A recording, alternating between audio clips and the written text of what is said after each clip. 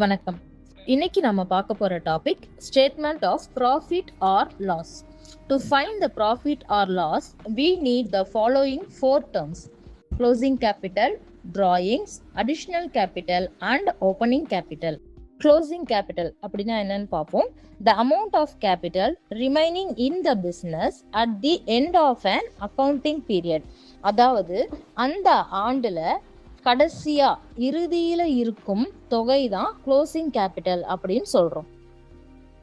Drawings, the money or goods taken by the owner from the business for personal use. அதாவது ஒரு வருஷத்துல உரிமையாளர் எடுத்த தொகை.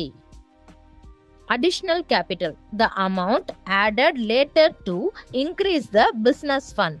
அதாவது ஒரு ஆண்டில் புதிதாக சேர்த்த முதல் தொகை. Opening capital, the amount of money a business owner invests at the beginning of a business. அதாவது ஆண்டின் முதலில் கணக்கில் இருக்கும் தொகை. Statement of profit or loss for the year ending 31st March. இதோட ஃபார்மட் என்னன்னு இப்ப பார்ப்போம். ஃபர்ஸ்ட் க்ளோசிங் கேபிட்டலோட டிராயிங்ஸை ஆட் பண்றோம். அப்படி ஆட் பண்ணும்போது வர அமௌண்ட்டோட நாம அடிஷனல் கேபிட்டலை லெஸ் பண்றோம். நாம லெஸ் பண்ணும்போது வர அமௌண்ட் தான் அட்ஜஸ்டட் க்ளோசிங் கேபிட்டல் அப்படின்னு சொல்றோம்.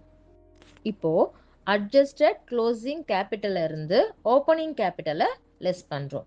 அட் லாஸ்ட் நமக்கு வரக்கூடிய அமௌண்ட் தான் ப்ராஃபிட் ஆர் லாஸ் அப்படின்னு சொல்றோம். இதுக்கு ஒரு சின்ன ஹிண்ட் சொல்றேன். If closing capital is more than the opening capital, it is a profit. If closing capital is less than the opening capital, it is a loss. Thank you. இன்னொரு வீடியோல சந்திப்போம்.